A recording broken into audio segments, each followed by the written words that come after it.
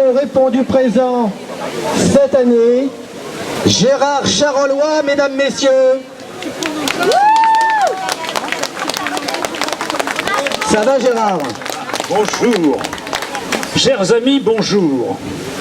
Je pense à ceux qui commenteront cette manifestation en se disant « Oh, les opposants à la chasse à Paris, ils étaient quelques centaines ».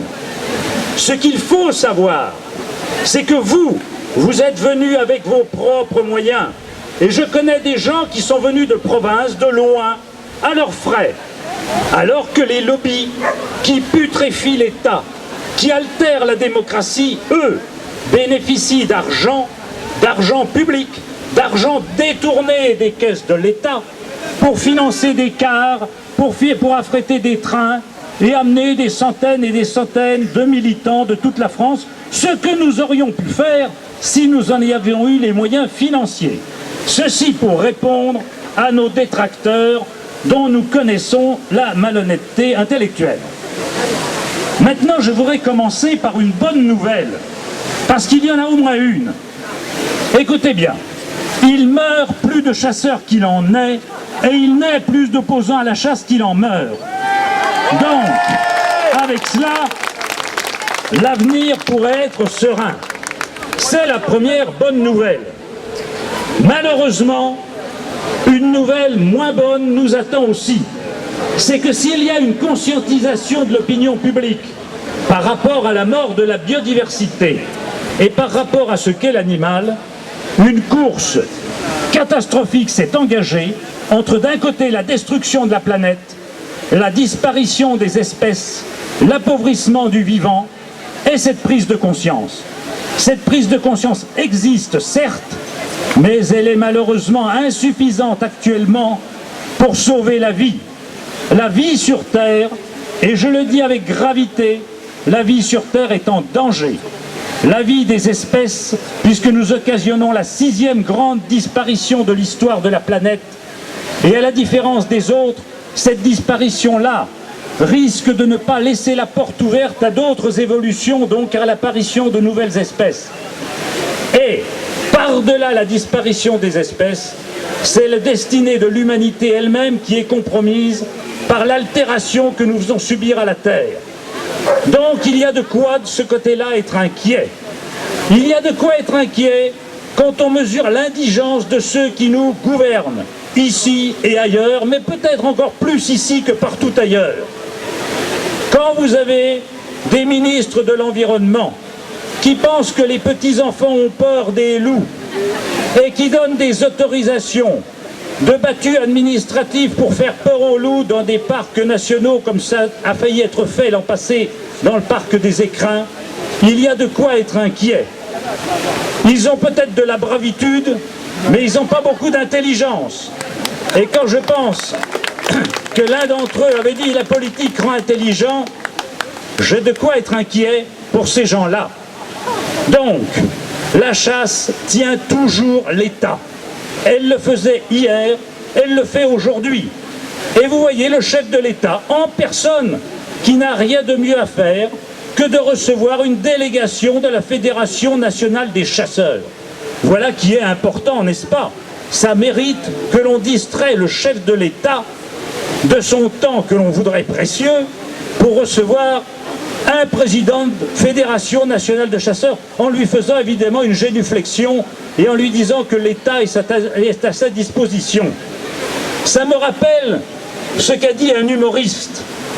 La Ve République est née d'un chêne, le chêne est tombé, il nous reste des glands.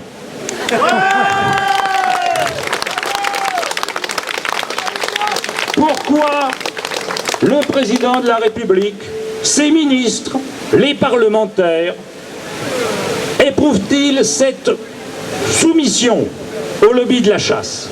Je l'ai déjà expliqué. La chasse devient minoritaire dans ce pays. Lorsque j'ai commencé mon combat aux côtés du professeur Théodore Monod, il y a une trentaine d'années, ou même un peu plus déjà, hélas, ils étaient 2 400 000. Ils sont aujourd'hui pas plus d'1 million. Ah, ils vont dire 1 500 000 évidemment pour se donner de l'importance. Leur nombre d'ailleurs n'est plus connu. ils le cachent soigneusement. Mais nous savons le nombre des permis de chasser délivrés. Il y en a à peu près 1 220 000 qui sont délivrés chaque année. 1 220 000 permis, ça veut dire à peu près 1 million de chasseurs, puisqu'un certain nombre de chasseurs sont titulaires d'un permis national et d'un permis départemental. Donc il y a moins de chasseurs qu'il n'y a de permis validés. Ça veut dire qu'ils sont à peu près 1 million. 1 million, c'est beaucoup trop, c'est vrai, mais ça diminue, comme je vous le disais, d'année en année. Et surtout, il y a dans le pays des aspirations nouvelles à la protection de la nature et au changement de rapport à l'animal. Seulement, ces changements, ces aspirations nouvelles ne sont pas écoutées par les élus. Pourquoi ? Parce que la chasse s'organise en un puissant lobby totalement artificiellement constitué. Vous avez une fédération nationale des chasseurs, une fédération dans chaque département, avec adhésion et cotisation obligatoires, et souvent dans les petites communes rurales, une société de chasse. Ça veut dire que la société française est irriguée par le lobby cynégétique. Il est présent partout, il est organisé de manière pyramidale, de manière très corporatiste, et doté de moyens financiers colossaux. Ce lobby tient l'État, paye des petits Goebbels pour faire de la propagande que les journaux régionaux reprennent complaisamment. Vous lirez ces jours-ci que c'est l'ouverture de la chasse, que le père Mathurin a été traqué le sanglier, et que c'est bien utile parce que sinon il y aurait trop de sangliers qui font des dégâts, il y en a même qui rentrent dans les villes. Voilà ce que vous lirez dans la presse débile, la presse régionale notamment, qui sans aucun esprit critique, sans aucun recul, reprend ces billevesées, ces mensonges. Or, la chasse pose d'immenses problèmes. Ce n'est pas un facteur parmi d'autres de la disparition de la faune, c'est le facteur premier. Si des espèces ont disparu, comme l'ours, le loup, le lynx, les grands rapaces, nous le devons d'abord à la chasse. C'est la chasse qui a anéanti l'ours pyrénéen, et je vous dirais qu'il y a 10 ans, le 1er novembre, la dernière ours femelle des Pyrénées était tuée par un chasseur. C'était Canel, c'était le 1er novembre 2004, il y a maintenant déjà 10 ans. Et ces gens-là, dans les Pyrénées, tout en ayant détourné des sommes colossales du budget public pour protéger l'ours, se sont arrangés pour que l'ours ne revienne pas et disparaisse définitivement des Pyrénées.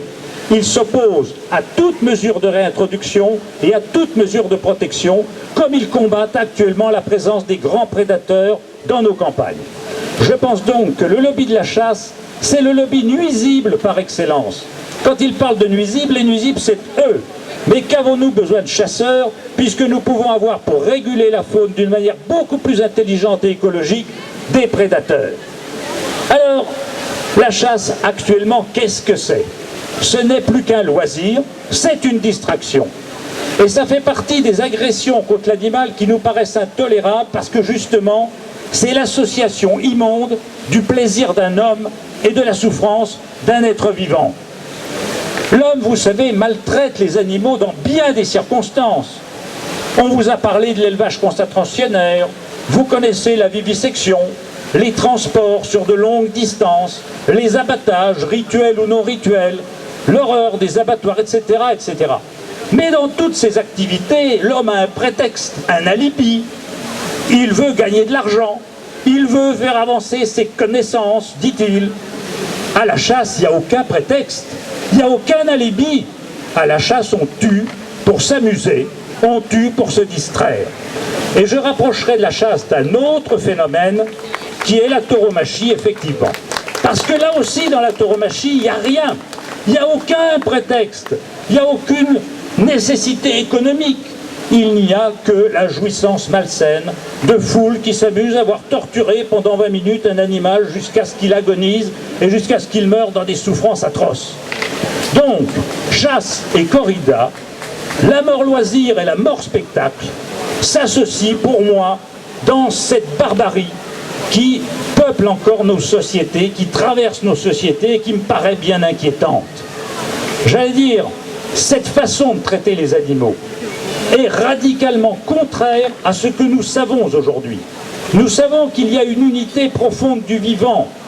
La science nous l'a appris, la paléontologie, la génétique, les analyses cellulaires.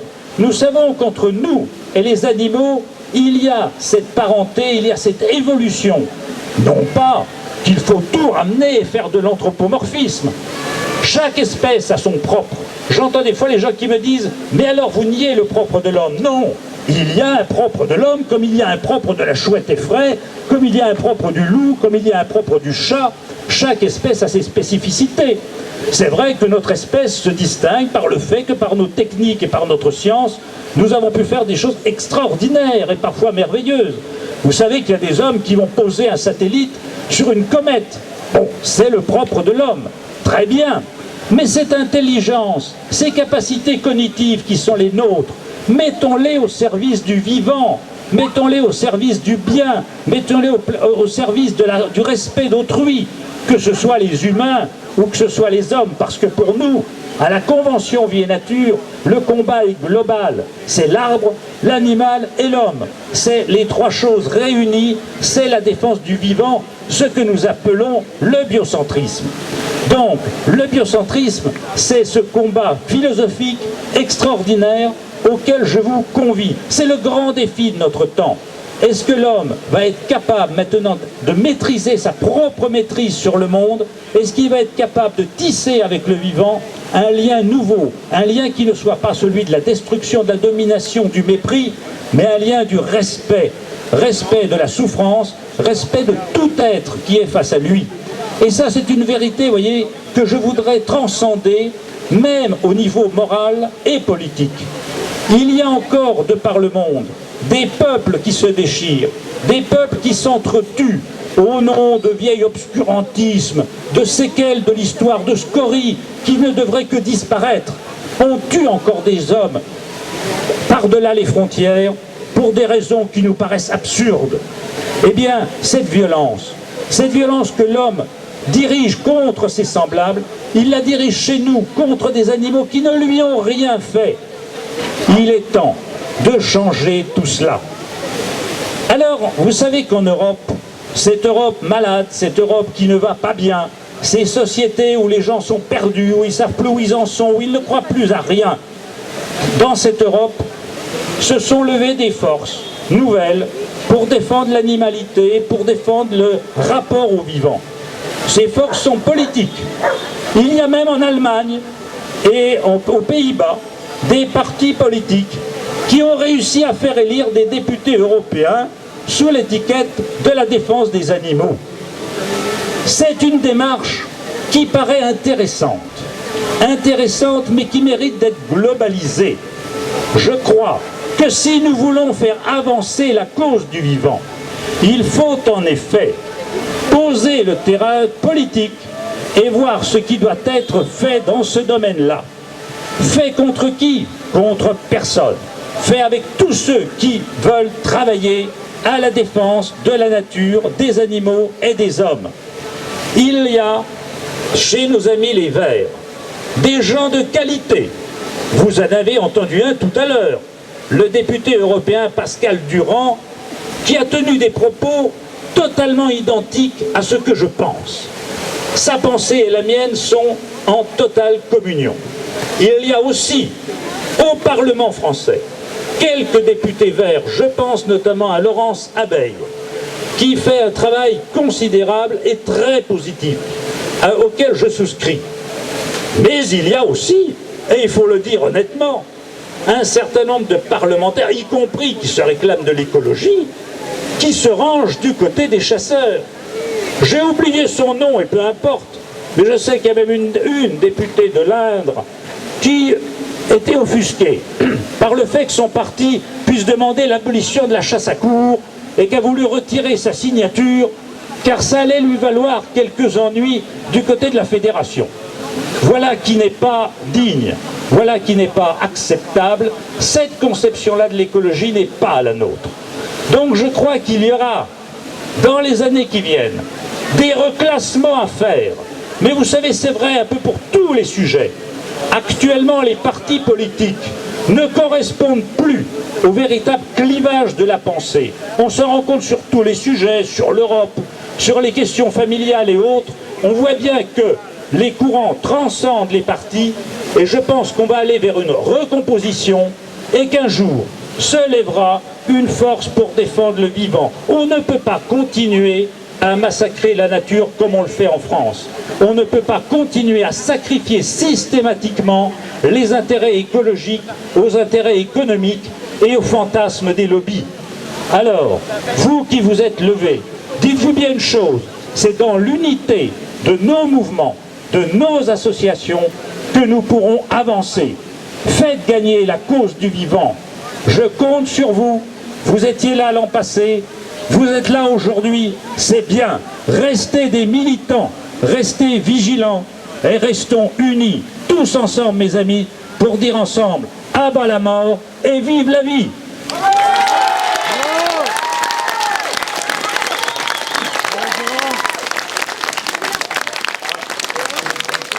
Gérard Charolois, mesdames, messieurs, de Convention Vie et Nature. Alors Gérard, j'aurais une petite question pour toi. Je sens depuis 1 ou 2 ans une certaine radicalisation chez beaucoup de militants dans la cause animale et on les comprend car pas grand chose avance. Nous utilisons pourtant que des moyens